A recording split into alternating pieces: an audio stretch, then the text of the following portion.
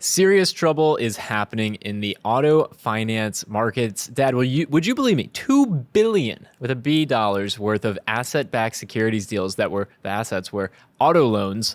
Those deals fell through in the past week after Silicon Valley Bank fell through and some other banks as well. There's some serious issues going on in the auto finance markets. Now, they didn't fall through. They've just delayed them, Zach. There is a difference between falling through and a minor delay.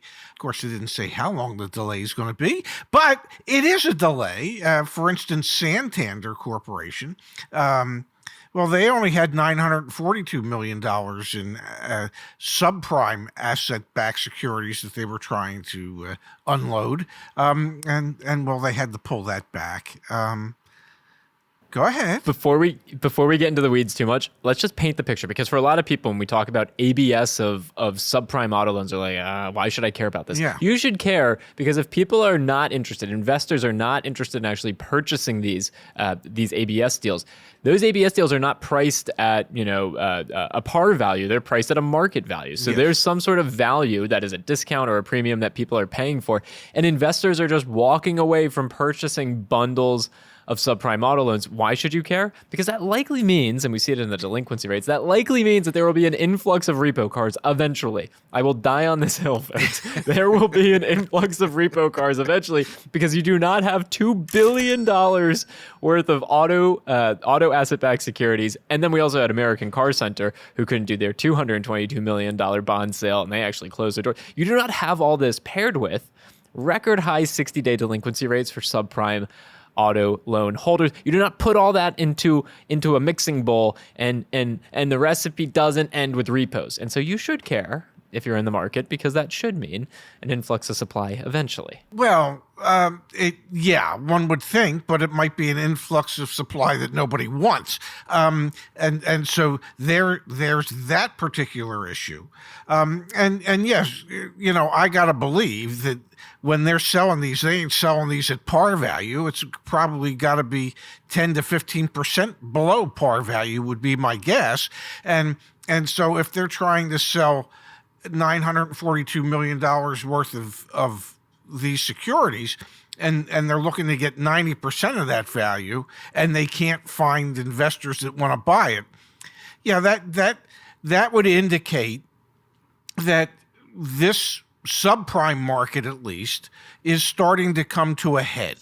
That we are seeing things in the market that suggests that more and more of these subprime borrowers are having greater difficulty in keeping up with their loans, and that more and more of these loans are going to go bad at a much higher percentage rate than they had been doing, say, pre-COVID. So, yes, that's a warning sign, I would suspect.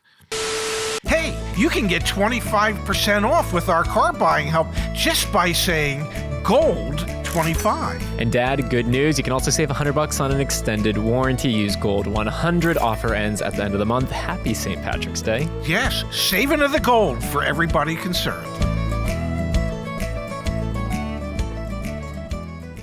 And it's not just the $942 billion from Santander. We had a $900 million. And again, this is on the heels of $222 million from American Car Center, a $900 million ABS deal that was brought by Automotive Rentals, Inc. That was paused. Yes. Okay, so it's not just one, it's not just two. And the Bloomberg article reads like this, quote, corporate bond and asset-backed sales volumes in the U.S. have been hit by the collapse of Silicon Valley Bank. Risk premiums on unsecured company bonds have jumped in recent days, and issuers have avoided the high-grade corporate bond market this week. So it's corporate bonds and it's asset-backed securities. And your point, Dad, about 10%, below par value is what the market value would be.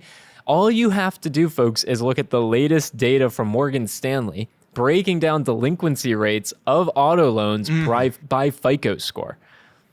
The blue line on the chart you're looking at are those that have a sub 550 credit score. It is well beyond 10% of those folks. More than 1 in 10 people out there that are driving a car that have a sub 550 at the time of loan origination FICO score, they're past due. They're 60 days or more past due. And they're likely significantly underwater on that thing as well. Well, Who knows what term they got? Let me help you with that part. They are absolutely positively underwater. I can assure you. So if you're one of those investors out there who's thinking about, oh, I've got a spare, I don't know, $250 million that I'm a pension fund, I've got $50 million I got to allocate in some sort of risk association or whatever the hell they do. They make way more money. They're way more powerful than us two knuckleheads, but they're looking at this data and they're saying to themselves, yeah, if you drop the value enough, we'll do it. But then the people that are actually doing the ABS deals, they're saying, well, screw that. It's not valuable enough for us. We'll just pause it and hope we can get someone else to pay more later.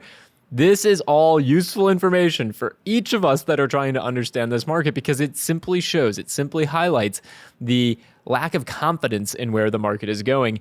There were no stories like this 2 years ago. The people couldn't find enough places to put their money to make it work. Now it is the total opposite. It is a huge indication that a lot of folks got loans on cars that were overvalued and they should have never been approved for. And now people don't want to be stuck holding the bag. Well, yeah, and it's kind of like the mortgage crisis of 2008.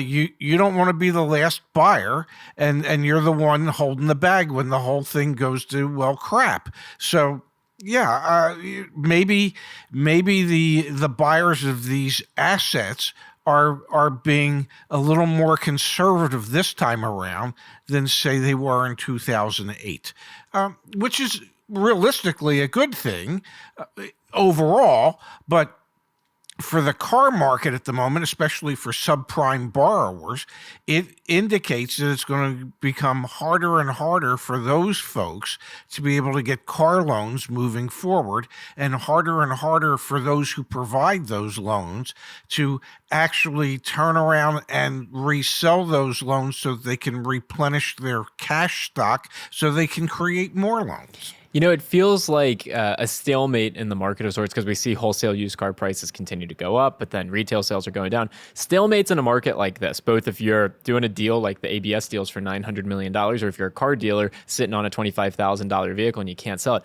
Ultimately, these stalemates, I think, typically, someone correct me in the comments, they break low. What I mean by that is the price is going to go down. The person who wants to sell the thing is simply going to discount it and they're going to sell the damn thing. Whether it's a $25,000 car on the dealer's lot or the $900 million ABS deal, you're not going to sit around and wait a year for the price to go up. You don't have that luxury. You're either paying some sort of floor planning cost if you're the dealer with the asset on your lot, or if you're the institution that's trying to offload these loans, you've got some sort of indication that you need that cash. You've got some other pressure. It might not be floor plan costs, but you need the cash so you can operate your business. Things break down in these situations.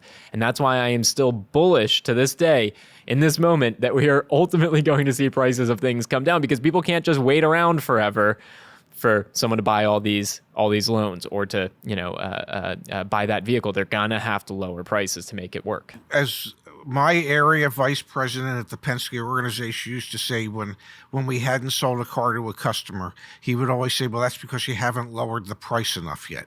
Well, if you haven't been able to sell your asset-backed securities, that's because you haven't been willing to lower the amount you're going to take for it.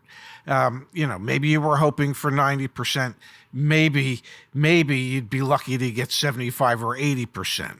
And so, yeah, they're holding out hope at the moment, and I don't know how long they can do that. Someone smarter than us that does this for a living, tell us in the comments all the things we got wrong. But hopefully the sentiment, the logic here is pretty bulletproof. We feel confident in that. It's a strange time in the market, to say the least. And again, these are headlines that 2 years ago you couldn't even imagine reading them, and now they're sadly becoming the norm. Yep, unfortunately.